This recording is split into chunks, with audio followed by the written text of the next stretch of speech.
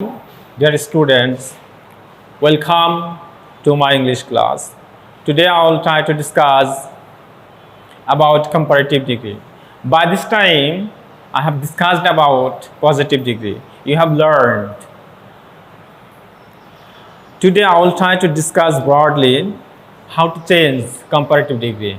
Okay, let's start. Take your khata and start writing.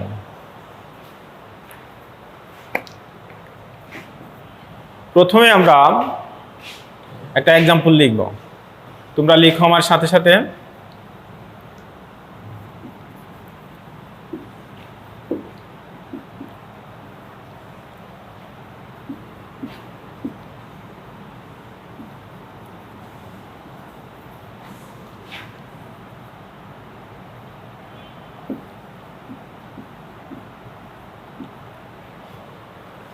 দেখো তো আমরা একটা एग्जांपल লিখেছি,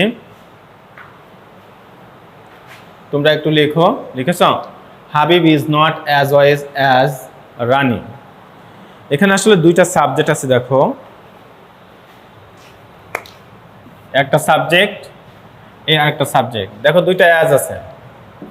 আসলে অ্যাজ মানে যে পজিটিভ, আমরা গত ক্লাসে শিখেছি অ্যাজ মানে পজিটিভ, তার মানে ডিগ্রিটা এখন পজিটিভে আছে, আমাকে কম্পারেটিভ করতে হবে।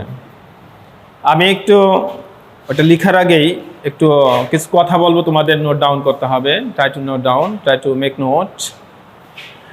যদি দুইটি সাবজেক্ট থাকে, দুটি সাবজেক্ট থাকার পর যদি দুইটি অ্যাজ থাকে, তাহলে ওই বাক্যকে কম্পারেটিভ করার সময় তোমার প্রথম সাবজেক্টটা শেষে যাবে এবং শেষ সাবজেক্টটি প্রথমে আসবে। এটা মাথায় রাখতে হবে। আর একটা কথা মাথায় রাখতে হবে তোমাদের, সেটা হলো বাক্যটি অ্যাফার্মেটিভ থাকলে নেগেটিভ হবে এবং নেগেটিভ থাকলে অ্যাফার্মেটিভ হবে। সহজ বাংলা হলো, স্যারে যদি নট লেখে, তোমার নট লেখার বা তোমাদের নট লেখার কোনো দরকার নেই। আর স্যারে যদি নট না লেখে, তাহলে তোমাদের নট লিখতে হবে।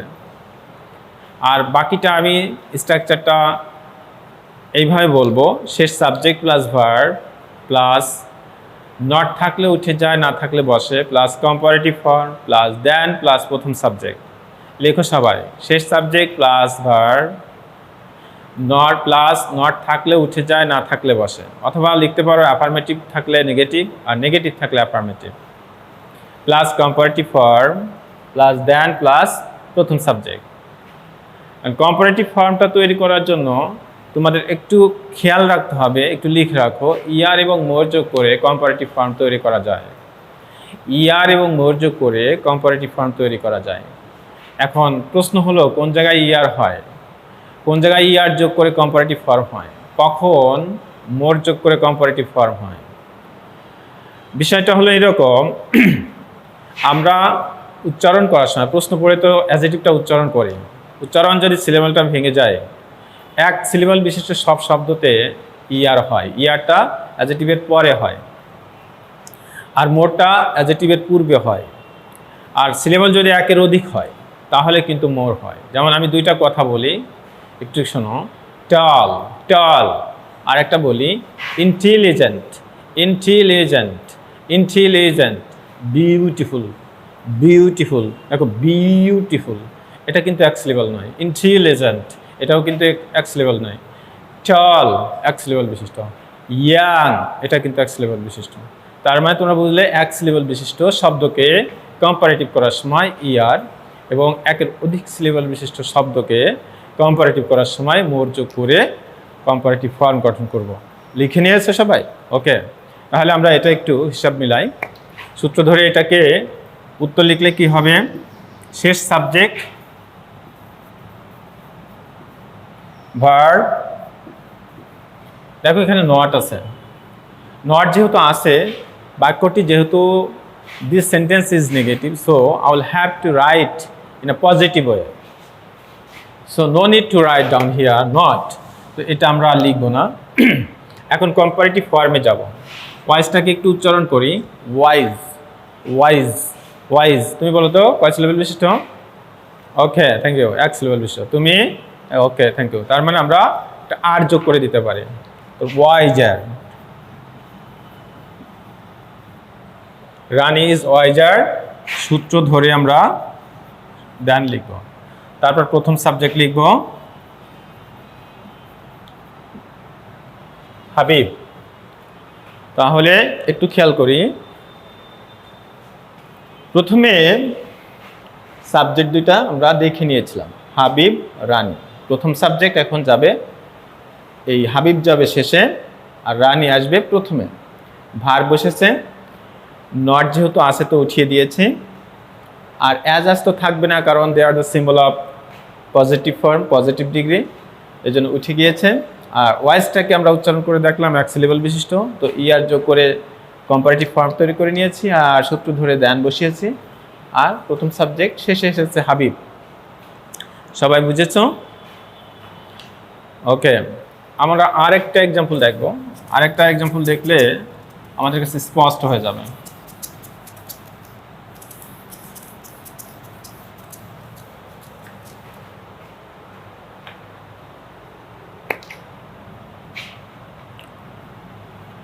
Example 2.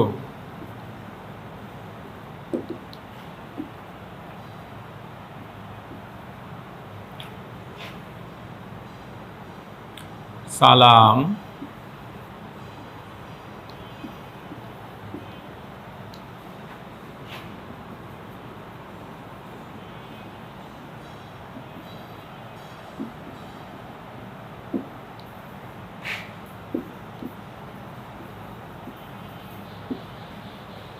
একটু খেয়াল করো, সালাম doesn't read more than Kamal. তো তোমরা পরীক্ষার হলে এরকম আমার মতো হিসাব করে নাও, এটা প্রথম সাবজেক্ট, এটা দ্বিতীয় সাবজেক্ট, এটা একটা নেগেটিভ মুডে আছে, এটা মূলত অ্যাডজেক্টিভ, এটা প্রিন্সিপাল ভার্ব, আর এই যে শুধু দেন আছে এখানে। এখন আমরা এটাকে ওই সূত্র ধরে লিখব। তাহলে রেজাল্ট আসবে কি, প্রথম সাবজেক্ট শেষে যাবে, শেষ সাবজেক্ট প্রথমে আসবে। শেষ সাবজেক্ট এখানে কামাল আছে, বসিয়েছি। তারপর বলো তো আসলে কি হবে, ডাজ নট রিড হবে, না শুধু রিড হবে, না রিডস হবে? কে বলতে পারবে? তুমি পারবে? আসলে দেখো, যেহেতু ডাজ নট আছে, নট কিন্তু আমি এখন আর লিখতে পারবো না। সেক্ষেত্রে আমাকে যে কাজটা করতে হবে, এই ইএসটাকে ভার্বের পাশে নিয়ে যেয়ে থার্ড পারসনের কারণে রিডস লিখতে হবে। কামাল যেহেতু থার্ড পারসন সিঙ্গুলার, এটা এখন এভাবে লিখতে হবে। তাহলে কামাল রিডস, সূত্র ধরে আমরা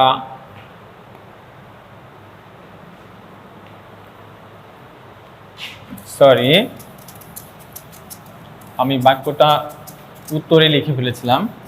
আর একটা এক্সাম্পল দেখি।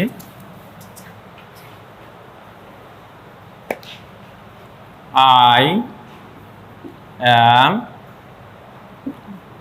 not as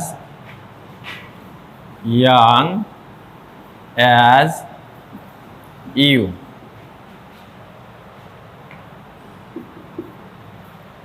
আসলে আগের বাক্যটা আমি কম্পারেটিভলি লিখেছি, আবার ওটাকে পজিটিভ করতেছিলাম, কিন্তু আমরা এখন তো শিখছি কম্পারেটিভ। এটা একটু খেয়াল করো, এখানে দুটো সাবজেক্ট আছে, একটা আই, একটা ইউ। দেখো দুইটা অ্যাজ আছে, এটা আমাদের সে ডিগ্রি অ্যাডজেক্টিভ। এখানে একটু খেয়াল করো, এটা নট আছে, তার মানে আমরা সব হিসাব কিতাব করে নিয়ে পরীক্ষার হলে এইভাবে লিখব, শেষ সাবজেক্ট ইউ, আর নট যেহেতু এখানে আছে আর নট লেখা যাবে না, এই জন্য আমাদের সরাসরি কম্পারেটিভ ফর্মে যেতে হবে, ইয়াঙ্গার। তার মানে শেষ সাবজেক্ট ভার্ব কম্পারেটিভ ফর্ম সূত্র অনুযায়ী আমাদের দেন হবে, আর প্রথম সাবজেক্ট আই। একটু খেয়াল করো, আমরা শেষ সাবজেক্ট লিখেছি, ভার্ব লিখেছি। দেখো একটু খেয়াল করতে হবে, এখানে আই আছে, এখানে আর আছে। এখানে আসলে আয়ের সাথে তো এম হয়, কিন্তু ইউ এর সাথে তো আর এম হয় না, এই জন্য আর হয়েছে। আর নট ছিল তা উঠিয়ে দিয়েছি, আর ইয়াংটাকে কম্পারেটিভ ফর্ম করেছি ইয়াঙ্গার, আর সূত্র দেন বসিয়ে প্রথম সাবজেক্টটাকে শেষে বসিয়েছি।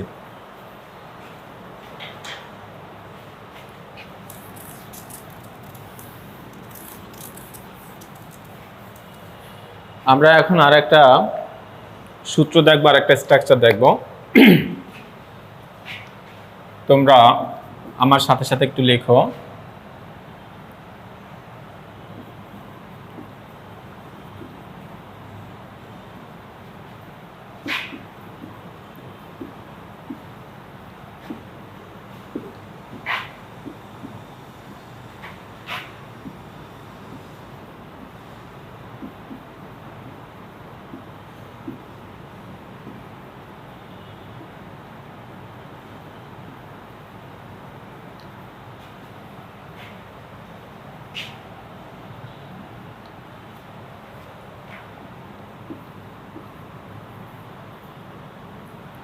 তোমরা কি বলতে পারবে এটা কোন সেন্টেন্স?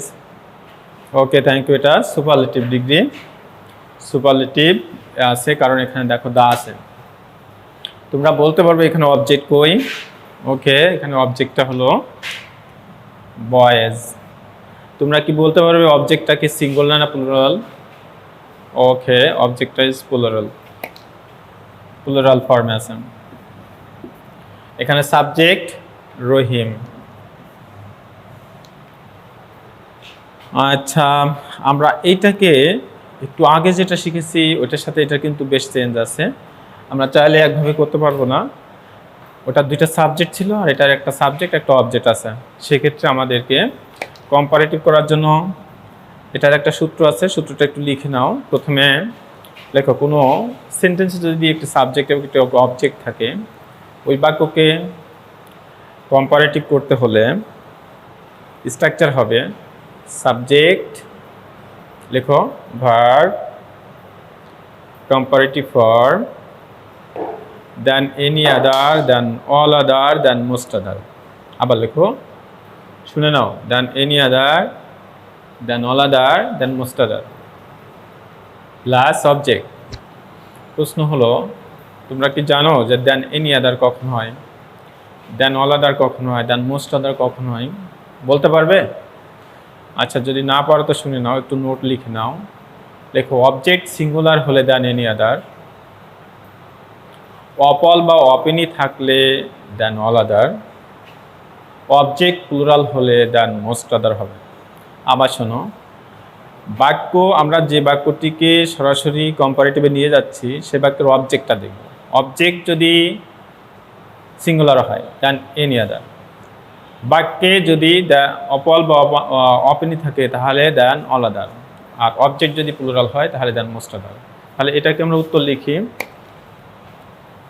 উত্তর লিখলে কি হবে? প্রথমে সাবজেক্ট তোমাদের সূত্র অনুযায়ী লিখি, রহিম, ভার্ব ইজ। দেখো, এটা আর থাকবে না, কারণ এটা হলো সুপারলেটিভ ফর্ম বা সুপারলেটিভের সিম্বল, এটাকে আমাদের আর রাখা যাবে না। এখন আমাদের কম্পারেটিভ ফর্ম করতে হলে এই মোস্টটাকে মোর লিখে দিলে আমাদের কম্পারেটিভে চলে আসবে। তার মানে লিখব মোর ইন্টেলিজেন্ট,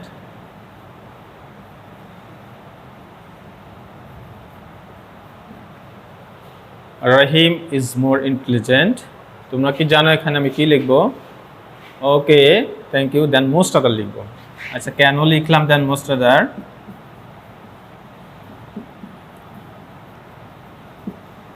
দেন মোস্ট আদার বয়েজ। কেন লিখেছি?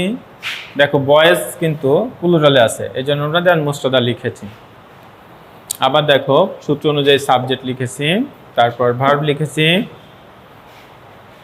তারপর মোর ইন্টেলিজেন্ট এটা কম্পারেটিভ ফর্মে, তারপর আমরা সরাসরি দেন মোস্ট আদার বসিয়েছি, এটা কম্পারেটিভের সিম্বল, তারপর অবজেক্ট বসিয়েছি।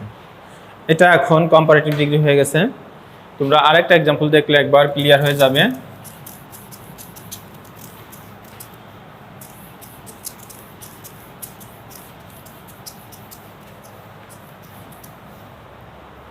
লেখো,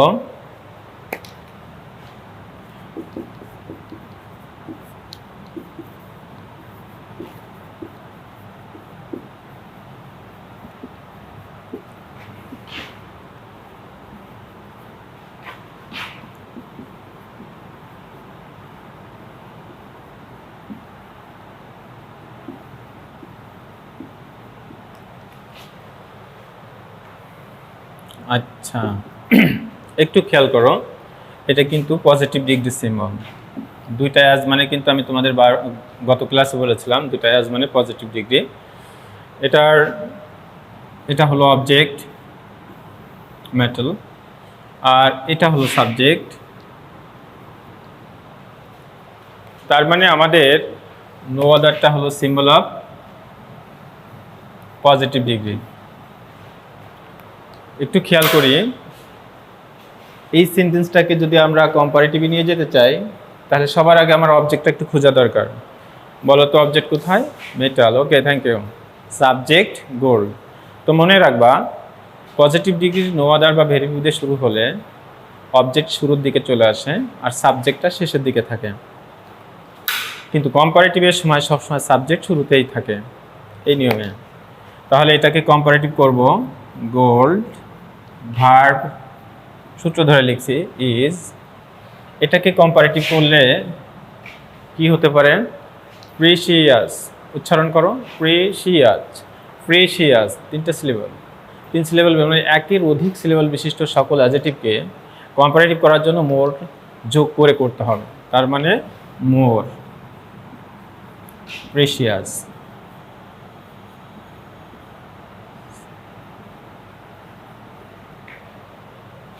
তারপর এখন কেউ কি বলতে পারবে এখানে আমি than any other, than most other, than all other কোনটা বসাবো? Which one is suitable for this? Okay, than any other. কেন?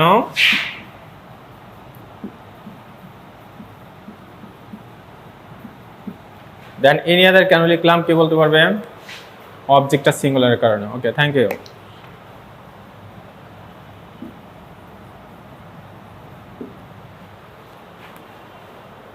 শেষবারের মতো আরেকবার ক্লিয়ার করি। সাবজেক্ট বসিয়েছি, সাবজেক্ট শেষে ছিল, প্রথমে নিয়ে আসছি। ভার্ব বসিয়েছি, গোল্ডের সাথে তো ইজ হয়, এটা জানো। কম্পারেটিভ ফর্ম তৈরি করলাম, প্রিসিয়াস একটা অধিক সিলেবল বিশিষ্ট অ্যাডজেক্টিভ, যার কারণে মোর প্রিসিয়াস লিখেছি। তারপর কম্পারেটিভের সিম্বল লিখলাম, দেন এনি আদার কেন লিখলাম? অবজেক্টটা সিঙ্গুলারের কারণে লিখলাম। দেন মোস্ট আদার বা দেন মোস্ট আদার, দেন অল আদার এখানে লিখলেও হবে না, এই দুটো শর্তের সাথে এটা মিলে না। তারপর সর্বশেষ অবজেক্ট লিখলাম। তাহলে আমরা আজকে কম্পারেটিভ ডিগ্রি শেষ করলাম। কম্পারেটিভ ডিগ্রির নাম্বার পাওয়ার জন্য তোমাদের বেশি কিছু চিন্তা করতে হবে না। কম্পারেটিভ ডিগ্রি নাম্বার পাওয়ার জন্য জাস্ট এই দুইটা নিয়ম প্র্যাকটিস করলে চলবে। যদি তোমরা এই দুইটা নিয়ম প্র্যাকটিস করো তাহলে কিন্তু এটা তোমাদের নাম্বার পাওয়া সম্ভব। তোমরা সবাই বাসাতে থাকো, ভালো থাকো।